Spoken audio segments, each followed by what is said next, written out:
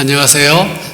즐거운 안식일입니다. 오늘 몇 분들이 출타 중이지만 오늘 할리스타에 이사 오신 우리 집사님 네 분 정말 환영합니다. 너무나 기쁘고 너무나 감사한 안식일입니다.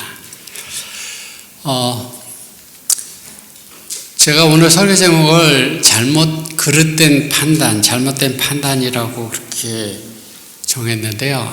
우리가 어떤 판단을 하든지 그 모든 판단은 잘못된 판단이기 쉽습니다. 자, 로마서 14장 13절에 있는 말씀 보겠습니다. 로마서 14장 13절. 그런즉 우리가 다시는 서로 판단하지 말고 도리어 부딪힐 것이나 거칠 것으로 형제 앞에 두지 아니할 것을 주의하라.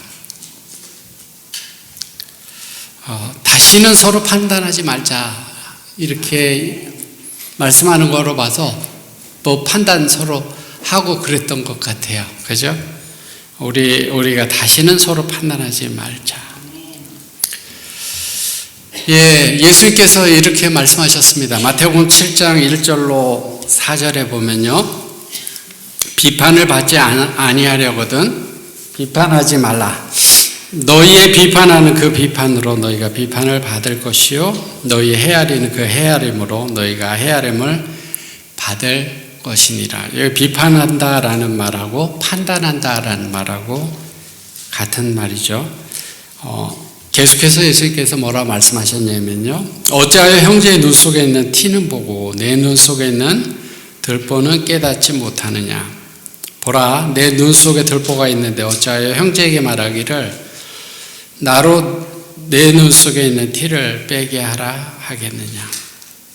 성경 말씀은 분명하게 서로 판단하지 말라, 비판하지 말라 이렇게 말씀합니다. 우리는 각자가요 옳고 그름을 판단하는 기준이 있습니다. 문제는 그 기준이 우리가 가지고 있는 그 기준이 다른 사람들하고 같지 않고 또 하나님의 기준하고도 같지 않다는 데 있습니다. 그래서 예수님께서 말씀하시기를 네 스스로 너에게 많은 결점이 있는데 그것을 안 보고 다른 사람의 작은 결점을 판단한다 그렇게 말씀하셨습니다. 우리에게 가장 안전한 길은 다른 사람을 판단하지 않는 것입니다. 오늘날 사회의 많은 문제가 뭐냐면요. 나와 다른 생각을 가진 사람, 나와 다르게 행동하는 사람, 그것을 다르다 이렇게 인정하지 않고 틀렸다 그렇게 판단하는 것입니다. 나랑 다르면 넌 틀린 거야 이렇게 하는 게 그게 문제입니다. 그냥 그런 문제에 대해서 저 사람은 저렇게 생각하는구나, 저 사람은 나랑 다르게 저렇게 하는구나 이렇게 하면 되는데요. 그렇게 받아들이지 아니하고 틀렸다고 하는 생각을 꼭 말을 합니다. 너가 틀렸어. 나는 옳다고 너는 틀리고 나는 옳다고 그렇게 말할 필요가 없습니다. 저는 이 시간에 바벨론 포로에서 돌아와서 성전을 복구하려고 했던 그 사람들 이야기를 살펴보면서 만약 우리가 그들 속에 있다면 우리는 어떤 생각을 했을까? 그리고 지금 우리는 어떻게 해야 할까? 그런 것들을 생각해 보는 시간을 갖기를 원합니다. 에스라 4장 1절 2절에 이렇게 말씀하는데요. 유다와 베냐민의 대적이 사로잡혔던 자의 자손이 이스라엘 하나님 여호와를 위하여 전을 건축한다 함을 듣고 이스라엘 백성들이 바벨론에서 돌아와서 이제 성전을 건축하려고 하죠. 스룹바벨과 족장들에게 나와 이르되 우리로 너희와 함께 건축하게 하라. 우리도 너희같이 너희 하나님을 구하노라. 아수르 왕 에살 핫돈이 우리를 이리로 오게 한 날부터 우리가 하나님께 제사를 드리노라, 예배를 드리노라. 3절 4절입니다. 스룹바벨과 예수아와 기타 이스라엘 족장들이 이르되 우리 하나님의 전을 건축하는데 너희는 우리와 상관이 없느니라. 바사왕 고레스가 우리에게 명하신 대로 우리가 이스라엘 하나님 여호와를 위하여 홀로 건축하리라 하였더니 이로부터 그 땅 백성이 유다 백성의 손을 약하게 하여 그 건축을 방해하되 성전 재건을 위하여 애쓰고 있는 이스라엘 사람들 가까이에 아수르로 잡혀갔던 사람들, 이주민들, 그리고 사마리아 사람들, 유대 북방 이스라엘 사람들이 포로로 잡혀갔다가 돌아와서 또 이방 사람들하고 결혼하고 뭐 이렇게 섞여 있던 사마리아 사람들, 그러한 사람들이 살고 있었습니다.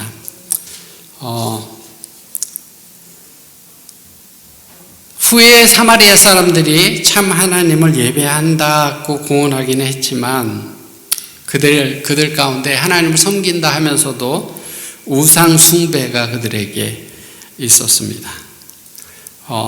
포로로 잡혀갔던 유대 사람들이 이스라엘로 돌아와서 하나님의 성전을 건축한다 하는 소식을 그 사마리아 사람들, 이방 사람들, 이런 사람들이 듣고 그 스룹바벨 지도자와 그 족장들, 높은 그 지도자들한테 나와서 성전 건축하는 일에 우리가 함께 하기를 원한다, 이렇게 이야기를 했습니다.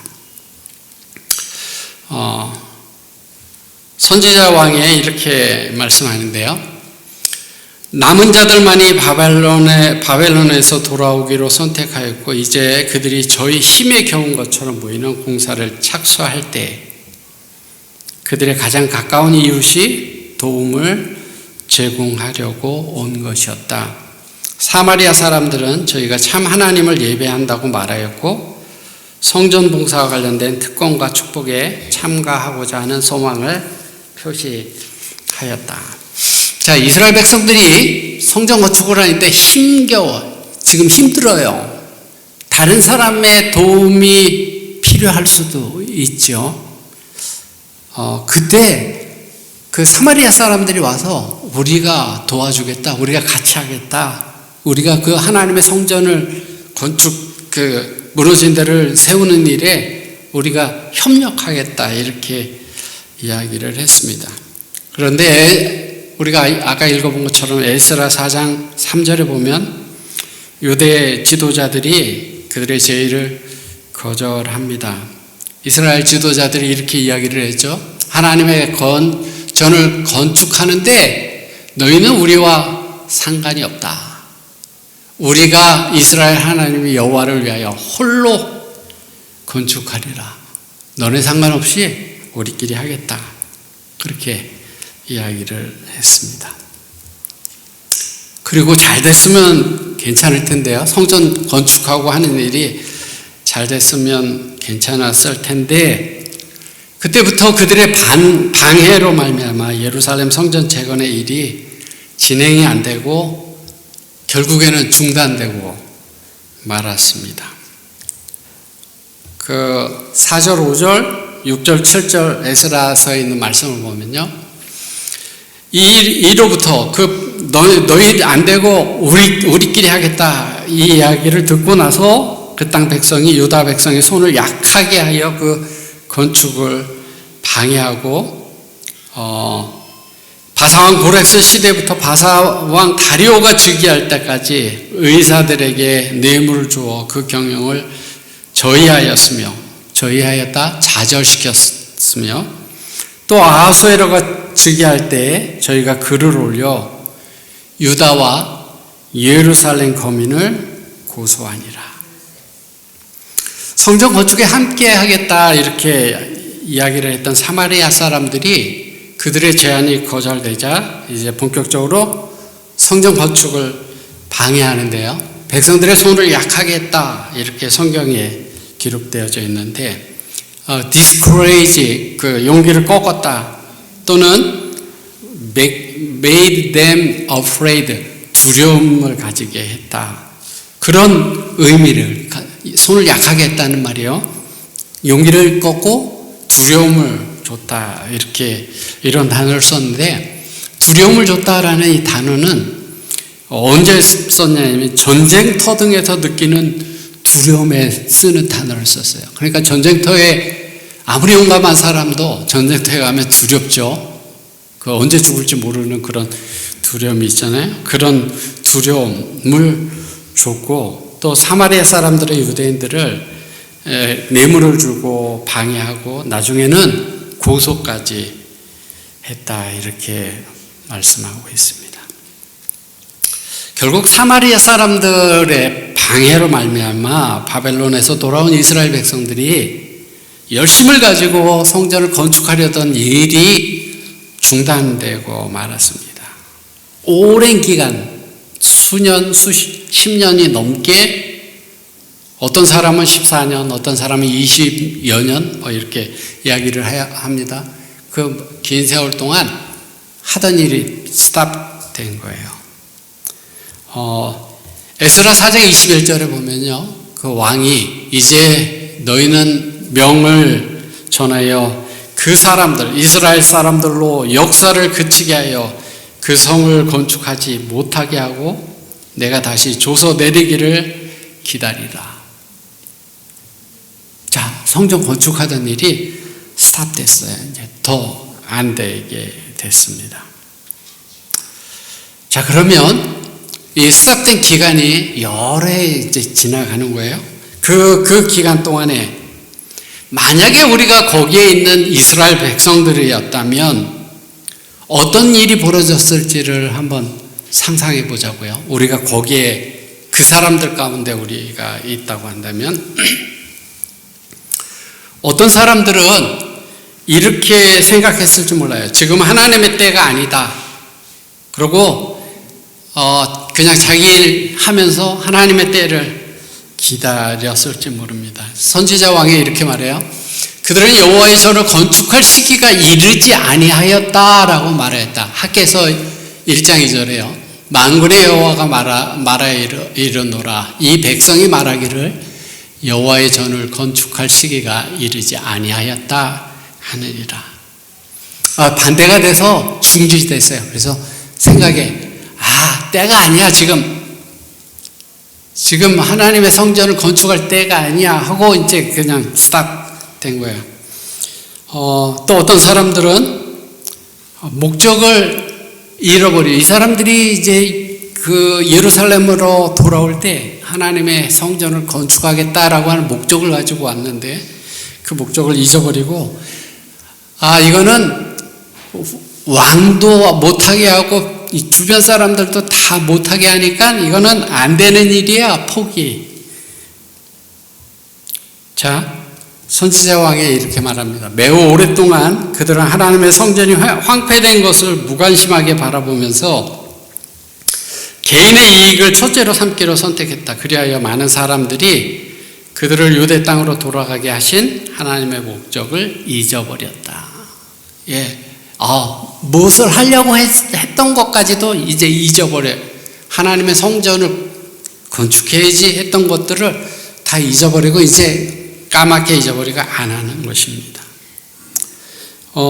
느헤미야서 4장 10절에 반대받을 때 이렇게 이야기를 하죠. 유다 사람들은 이르기를 흙무더기가 아직도 많거늘 우리 힘이 다 쇠했으니 우리가 성을 건축하지 못하리라. 이거는 안 되는 일이야. 이렇게 생각하는 사람들이 있는 거예요. 때가 아니다 생각하는 사람이 있고 이거는 안 되는 일이야. 틀렸어. 이렇게 하는 사람들이 있습니다. 그리고 또 한 부류의 사람들은 이런 사람들이 있었을 거예요. 왜 이렇게 중단되게 되었는지를 생각하는 거예요. 왜 이렇게 중단되게 되었을까? 자, 생각합니다. 사마리아 사람들이 함께 하겠다고 도와주겠다고 왔는데 지도자들이 그래 같이 하자 이렇게 했으면 좋았을 텐데 너네랑 상관없어. 너네 여기 참여할 수 없어. 우리끼리 할 거야. 이렇게 말한 것 때문에 그 사람들이 방해하고 그래서 중단됐다 이렇게 생각하고 어떤 생각을 가질까요? 이 성전 건축이 중단된 것은 사마리아 사람들이 함께 하겠다고 그럴 때 반대한 사람들, 저 사람들 때문이야. 이렇게 생각하는 거예요. 맞는 판단 같아요?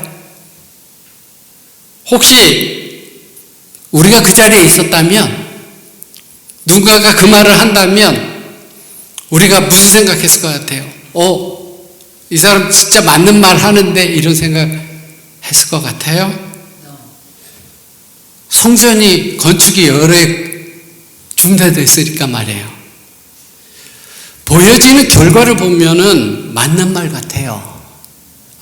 그냥 지도자들이 그냥 눈 딱 감고, 그냥 그래 와서 같이 도와줘 이렇게 했으면은 성전 건축이 됐을 것 같은데, 지도자들이 깐깐해갖고 말이야, 안 된다고 이래서, 이렇게 안 되는 거야.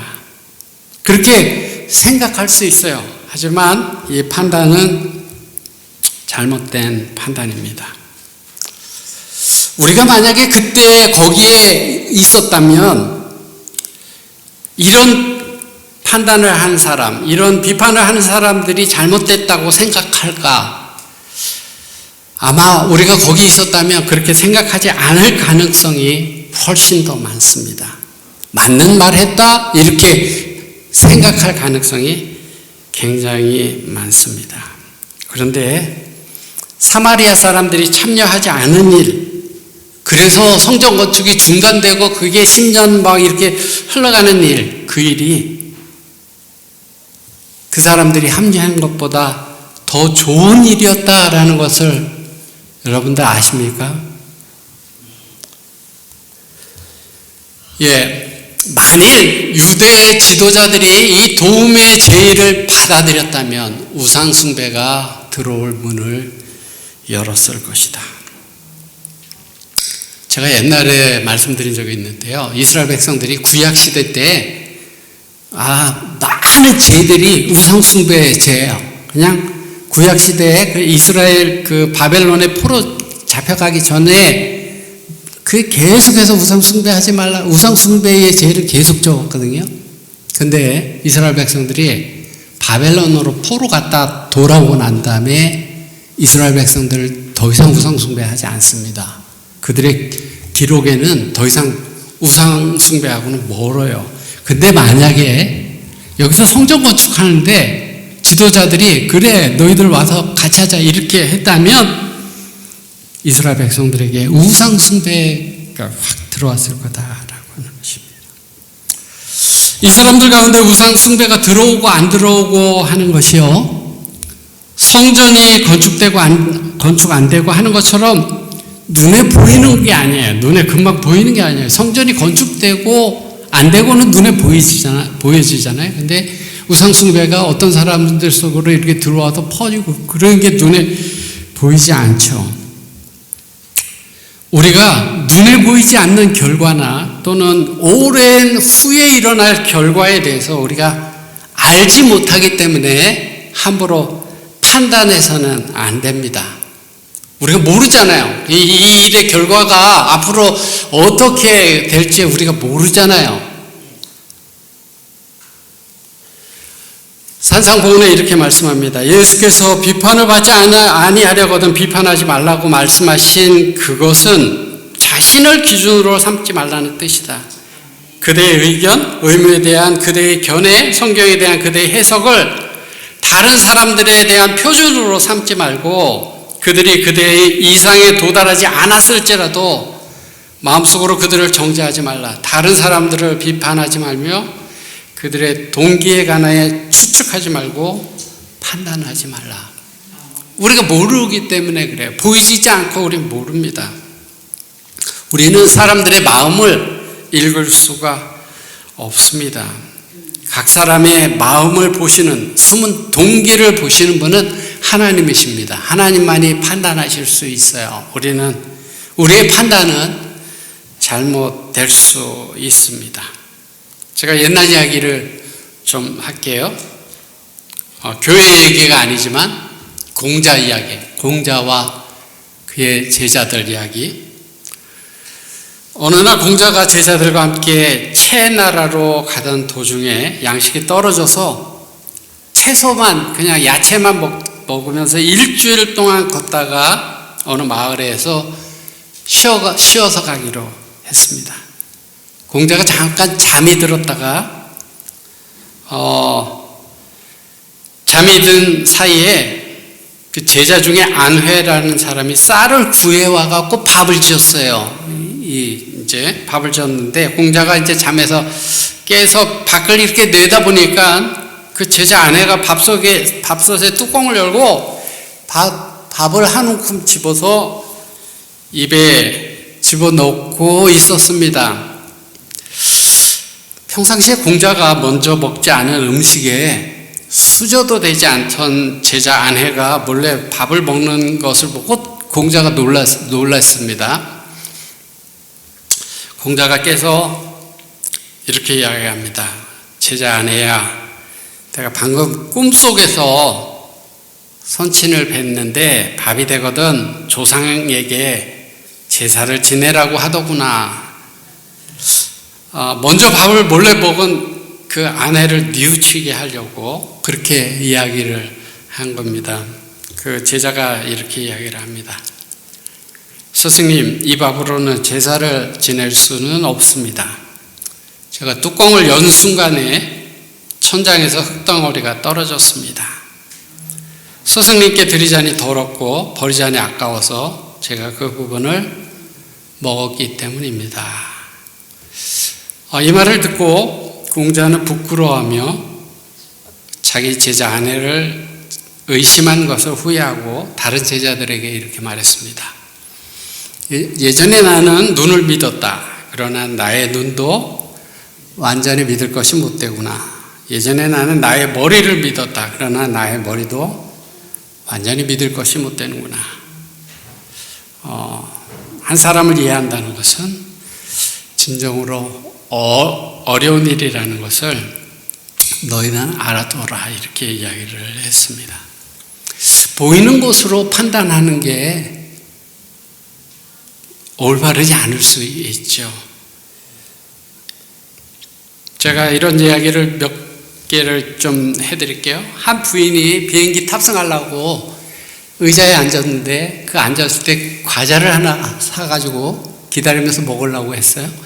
근데 옆자리에 남자가 앉았는데 그 남자가 과자를 이렇게 먹는 거예요. 자기가 산 과자를 먹어요. 화가 났습니다. 자기도 막 집어먹고 그 남자도 계속 먹어요.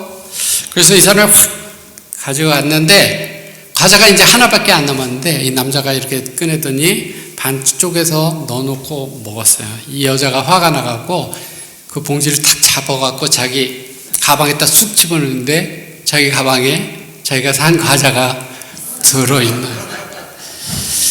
자,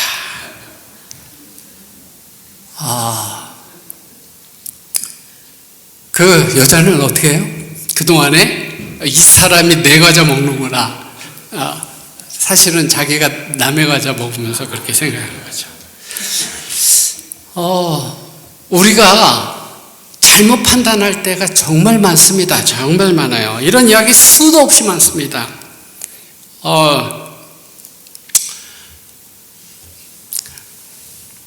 여러 맹인들이 코끼리를 만지고 자기가 옳다고 판단하고 이야기하는 거. 코를 만지는 사람, 코가 뱀처럼 생겼어. 뿔을 만지는 사람, 창처럼 생겼어. 배를 만지는 사람은 벽처럼 생겼어. 다리를 만지는 사람은 굵은 기둥처럼 생겼어. 이렇게 이야기를 하죠. 그들이 만지고 느낀 것이기 때문에 자기가 맞다고 그렇게 확신하고 이야기할 수 있지만 우리가 경험한 것, 그것으로 다른 사람들을 판단할 때 실수와 잘못을 할 수 있습니다. 내가 경험한 건 틀림없는데 이거 벽인데, 틀림없이 이건 벽인데, 벽이라고 이야기를 할 때 그것이 아닐 수 있는 거예요. 그런데 그렇게 우리는 경험한 것으로 판단하잖아요. 이런 이야기는 수도 없이 많습니다. 해와 달. 어느 날 해와 달이 만났습니다. 해가 달을 보고 나뭇잎은 초록색이야. 그랬더니 달이 나뭇잎은 은빛이야. 이렇게 우겼습니다. 달이 이렇게 이야기를 했습니다. 사람들은 늘 잠만 잔다. 그랬더니 해가 달에게 아니야. 사람들은 언제나 바쁘게 움직여.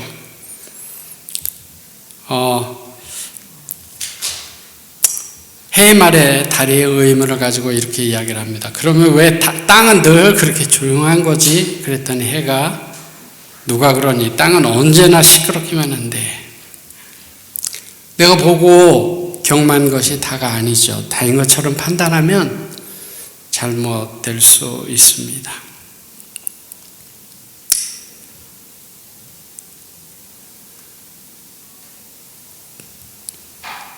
깊은 산 중에 큰 곰을 만나 위기에 처한 두 사냥꾼이 숨을 곳을 찾아 달아나다가 한 명은 나무 위로 올라가고 한 명은 굴 속으로 피했습니다. 그런데 갑자기 동굴 속에 도망갔던 나무꾼이 사냥꾼이 뛰어나왔어요. 그리고 밖에 있는 곰을 보고 다시 동굴로 뛰어들어갔습니다.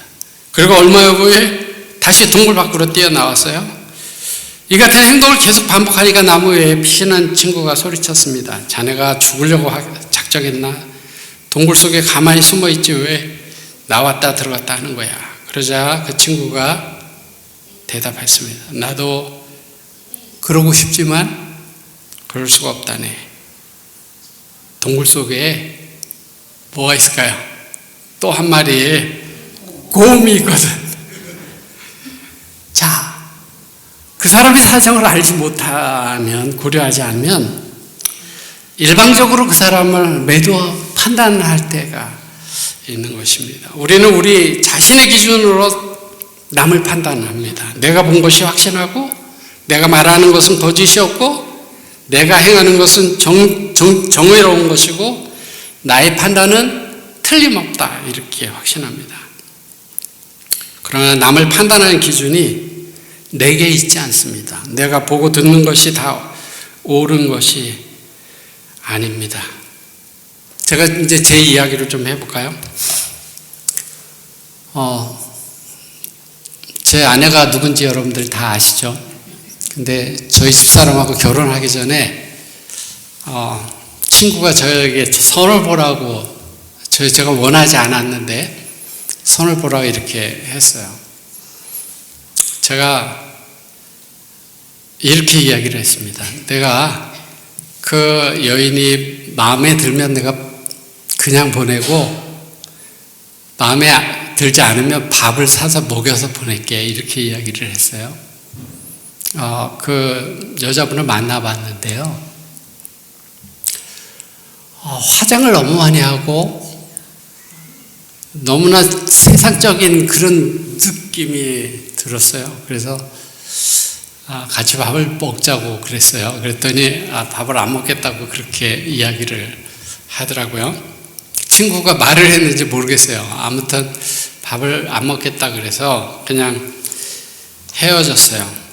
자, 그것으로 끝인데,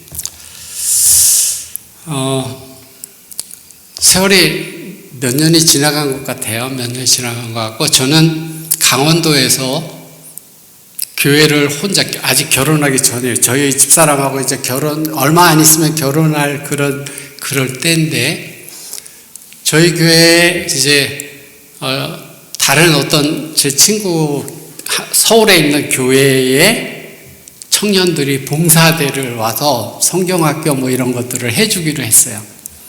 그래서 이제 청년들이 여러 명 쭉 오고, 그때 이제 우리 집사람도 일을 잠깐 쉬어서 저희 교회 와서 이제 성경학교 돕고 그럴 때였는데, 결혼하기 전이고요. 그때 만났던 그 아가씨가 왔는데, 그 봉사단의 대장격으로 왔어요. 그리고 굉장히 열심히고 교회 지도자급이더라고요. 그 사람이 그때 이제 몇 년 지나가고 봤을 때 무슨 생각이 그때 들었냐면 사람을 내가 외모로 판단한 것이 굉장히 잘못된 거예요. 제가 그 사람을 후회한 거 그런 게 아니고 저의 판단, 제가 그냥 외모로 사람을 판단했던 거에 대한 미안함과 그런 것들이 제 마음속에 있더라고요. 아, 내가 잘못했구나. 그런 생각들이 들더라고요.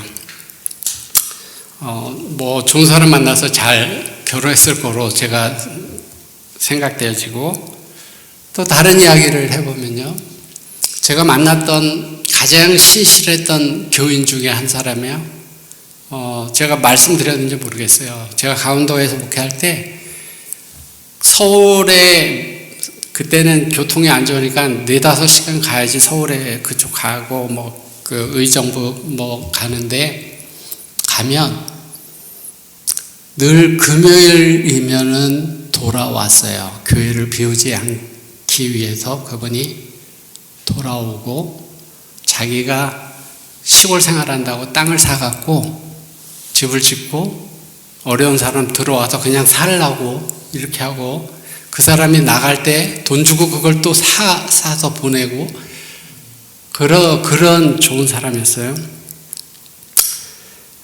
그 사람이 그 트림을 하다가 그 쇠로 된 걸 다리를 다쳤어요. 그래서 병원에 입원해 있어갖고 제가 방문을 갔었어요. 그때 총각이었는데,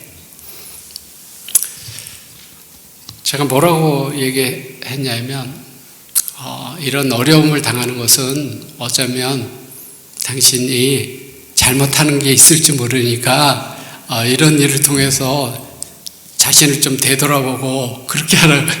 제가 총각 때 그렇게 이야기를 했어요. 너무나 신실하신 분한테. 제가 평생 후회하는 말이에요. 그게 평생 후회.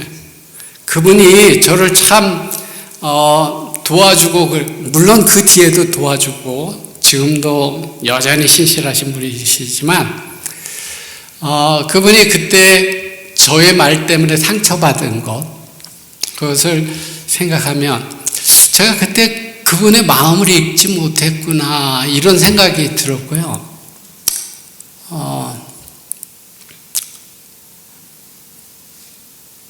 그런 말은, 그런 것은 본인에게는 본인 스스로가는 생각해 볼 수 있는 문제지만, 절대로 다른 사람에게 그런 이야기를 하면 안 되는 이야기를 내가 했었구나, 이런 생각들을 제가 가진 경험을 했어요. 그리고 또 한 가지 또 이야기를 좀 해드리면요, 제가 미국에 오기 전에 여러분들도 아는 것처럼 수속이 이렇게 돼서 중간에 제가 교회를 비우고 떠나기가 싫어서 2월 말로 휴직을 하고, 수속이 될 때를 기다리면서 저는 이제 그 학교 들어가는 거, 학교 공부하는 거, 그런 거 공부하고, 저희 집사람이 오후에 한 2시, 3시쯤 가갖고 영어학원에 가서 아이들 영어 학원에서 영어를 가르치는 일을 했어요. 제가 이제 그 휴직해 한 기간 동안에 저희 집사람이 이제 아이들 영어를 가르치는 일을 했는데요. 어머니 집에 살면서 그때 집사람이 오후 3시나 뭐 이쯤 가갖고 애들 가르치다 보면 이제 6, 7시 뭐 그쯤 돼서 끝나거든요. 그러면 화요일 날 교회에 가려면 너무나 바쁜 거예요. 그냥 끝나고 막 뭐 밥도 못 먹고 씻지도 못하고 거의 그렇게 해서 이 교회를 이제 가야 되는 거예요. 제가 그런 경험을 하면서 무슨 생각을 하게 됐냐면, 교인들이 교회에 오는 것을 이렇게 힘들게 교회를 왔었구나, 이런 생각들을 그때 가졌어요. 그 전에는 몰랐어요. 왜 교회 올 때 좀 옷 좀 깨끗하게 입고 오지, 그냥 잠바 입고 이렇게 막 그냥 뭐 일하던 옷으로 그냥 교회를 오나, 이런 생각이 잠깐씩, 제가 그런 말을 한 적은 없지만 마음속에 그런 생각이 잠깐씩 들은 적이 있었는데, 제가 나중에 생각해 보니까 그 사람들이 일하다가 밥도 못 먹고 교회로 온 거예요. 밥도 못 먹고 교회로 온 건데, 제가 그런 거를 잘 알지 못할 때 그냥 속으로 제가 잘못 판단하는 거죠. 이분들이 하나님께 오면서 왜 이럴까, 그렇게 잘못 생각했던 것이죠. 우리가 보는 것, 우리가 외적으로 보는 것, 내적인 것, 또는 우리가 경험한 것, 이런 것들이 올바르지 않을 수 있다라고 하는 사실을 우리가 인정해야 됩니다. 내가 본 경험이 다 옳은 것이 아니다라는 것을 가르쳐 줍니다. 그럼에도 불구하고 우리는 내가 본 것이, 내가 경험한 것이, 배운 것이 다인 것처럼 생각하고 판단할 때가 많습니다. 우리가 그동안 살아오면서 판단했던 많은 것들 중에 하나님 보시기에 틀린 것이 얼마나 많을까요? 솔직히. 얼마나 많을까요? 우리가 얼마나 많은 실수를 하면서 살았을까요? 하나님은 판단하지 말라 이렇게 말씀하셨습니다. 하나님 말씀대로 순종하는 것이 안전한 일입니다. 안전한 일입니다.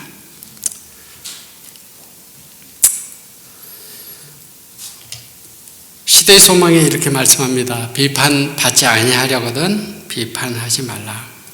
자신을 다른 사람보다 낫다고 생각하거나 자신을 그들의 심판관의 자리에 두지 말라. 그대는 동기를 식별할 수 없으므로 능히 판단할 수 없다. 남을 비판함으로 그대는 자신에게 유죄 선고를 내리는 것이다. 왜냐하면 그대가 형제를 참소하는 자인 사단과 한통속임을 보여주기 때문이다. 뭐 어떻게 할 때요? 다른 사람들을 심판하고 비판하고 판단할 때에 우리는 누구랑 한통속이 된다고요? 사탄과 한통속이다. 내가 다른 사람을 비판하고 있을 때 나는 사단과 한통속이다. 그것을 보여주고 있는 것이에요. 여러분들 사단과 한통속 되기를 원하십니까? 사단과 같은 운명을 원하십니까? 만약 그렇지 않다면 다른 사람들을 비판하고자 하는 것을 멈춰야 합니다. 진짜 멈춰야 합니다. 하지 말아야 합니다. 그것이 하나님께서 우리에게 원하시는 일입니다.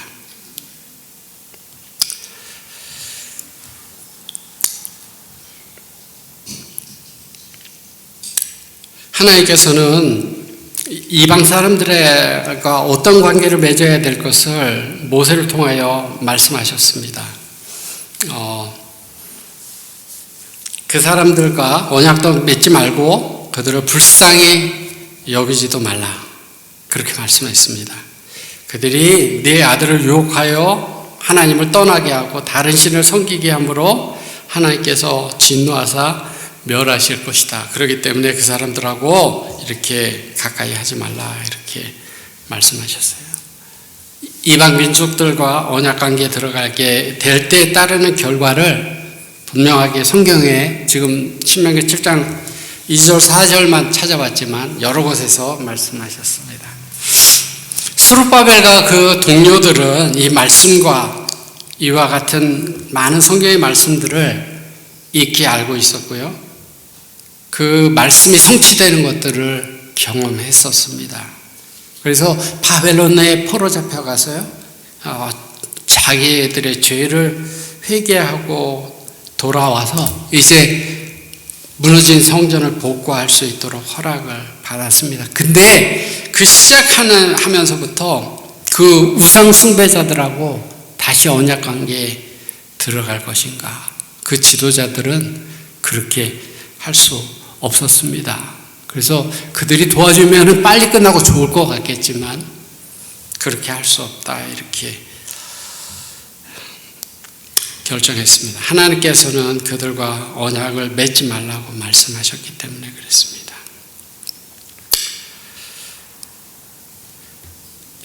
선지자 왕에 이렇게 말씀합니다.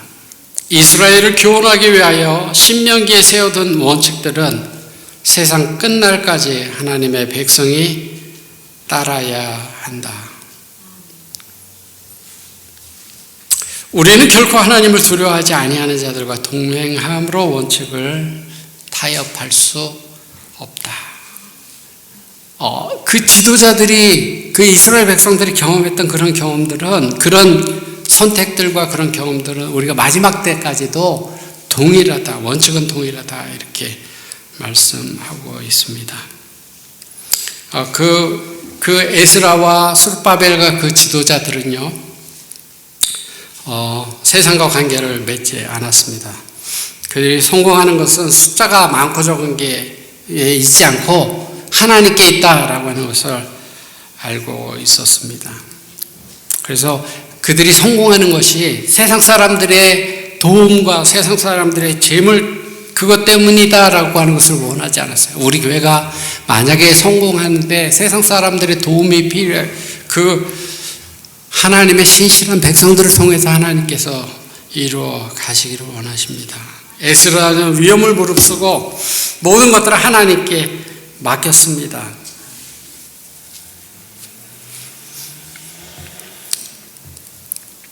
우리가 어쩌면 교회가 어쩌면 배타적이다, 이런 말을 들을 수 있을지 모릅니다. 배타적이란 말을 들을 수 있을지 모릅니다. 근데 세상과 친구 되는 것, 그것은 어쩌면 하나님과 불화되는 것이기 때문에 우리가 하나님을 선택할 수밖에 없습니다. 교회 증언 5권에 여러 이런 말씀들이 굉장히 많이 있는데요. 만약에 우리가 딱딱하고 냉정한 정신으로 자신의 품성의 사나움을 간직하고 있다면 구원해야 할 사람들을 물리치고 있는 것인데, 주님께서 교인 한 사람 마음을 감동시키셔서 변화시키시는 그분의 은혜가 생애와 풍성에 나타나기를 바라는데, 그렇게 되면 그 사람들은 비판하지 않고 예수님과 그분의 사랑에 대해서 이야기하게 될 거다, 이렇게 말씀합니다. 우리의 생애에 변화시키는 그분의 은혜가 우리의 생애와 품성에 나타난다면 우리는 더 이상 다른 사람들을 비판하지 않고 우리의 이야기들은 하나님, 예수님과 그분의 사랑에 대해서만 이야기할 거다, 이렇게 말씀합니다. 그리고 그분의 영의 광채가 그리스도와 같은 품성을 통하여 그대들에게 반사되고 동정과 친절과 인내와 사랑이 그대들의 생애의 원칙이 된다면 그대들 주변에 있는 사람들에게 축복이 될 것이고 다른 사람들을 비판하지 아니할 것이고 그들에게 거칠고 비난하는 정신을 나타내지 않을 것이다. 우리 마음속에 동정과 친절과 인내와 사랑이 우리 삶의 원칙이 된다면 다른 사람을 판단하고 그렇게 하지 않게 될 것이다, 이렇게 말씀합니다. 제가 이제 한 말씀 보고 마칩니다. 아무도 비판하지 말라. 이것은 하나님께서 그대에게 하라고 맡겨주신 사업이 아니다. 우리가 해야 할 일이 아니다라고 하는 사실입니다. 여러분들 하나님이 맡겨주신 사업을 하기를 원하십니까? 하나님은 우리 각자에게 목적을 가지고 계십니다. 우리가 우연히 이 땅에 태어난 존재가 아니라요, 목적을 가지고 태어난 사람들입니다. 하나님은 우리가 그 목적을 이루며 살아가기를 원합니다. 하나님으로 인해 기뻐하고 하나님께 영광 돌리고 하나님의 사랑의 품성을 세상에 나타내기를 하나님은 원하십니다. 하나님은 우리에게 아무도 비판하지 말라, 이렇게 말씀하셨습니다. 여러분들 오늘 우리 마음속에 결심하지 않으시겠습니까? 내가 그 말씀을 정말 순종하겠습니다. 그렇게 결심하지 않으시겠습니까? 그렇게 살 수 있도록 하나님이 도와주시기를 바라면서 말씀 드리겠습니다.